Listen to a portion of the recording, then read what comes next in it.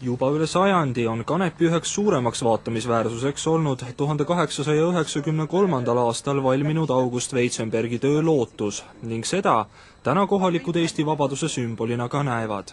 Kanepi rahva jaoks see kuju sümboliseerib usku, lootust, kaitset ja miks ta ei võiks sümboliseerida kogu Eesti rahva jaoks sellist. Aasta ema Margit Lail, kes on Kanepis kirikuõpetaja ametis, on samuti veendunud, et just Weitzenbergi skulptuur oleks Eestile parim vabaduse sammas. Ma olen mõelnud selle vaidluse üle, mis käib, et mida me selle vabaduse sambaga tahame demonstreerida või milleks seda vaja on. Et siis peaks ilmsesti mõtlema, mis asi on vabadus. Et inimeseks olemise vabadus ilmselt on see, mida eestlane himustab või tähtsaks peab.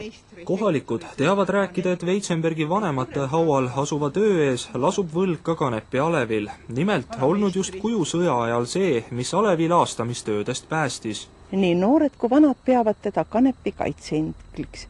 Ja seda ta on ka, kaitses meid ka sõja ajal, et meie kanepikene jäi terveks. Läti Riias ikka on püsinud ja võib-olla tänu sellele, et seal naise kuju oli üleval, ei purustatud teda ära. Et miks mitte, jah. See mõte on hea mõte. Valitsuse heakskiidu pälvinud Vabaduse risti sümbol, aga Toivo silmis ära ei too. Eesti inimest kõnetavad teised sümbolid on mees veendunud. Naise kuju, ma olen ise mõelnud see, et naise kuju oleks ikka see Eesti sümbol küll. Et on ikka järglasi ja nii edasi.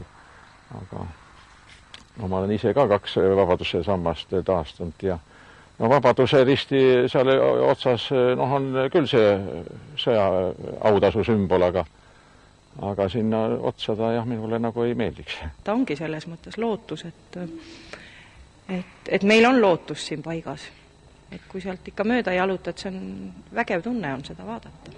See kuju on juba 120 aastat kanepi rahvast kaitsnud, miks ta ei võiks ka kogu Eesti rahvast kaitsta? August Weitzenbergi vanemate haual asuvat tööd Lootus tuntakse rahvasuus ka nime all Naine Lille Pärjaga.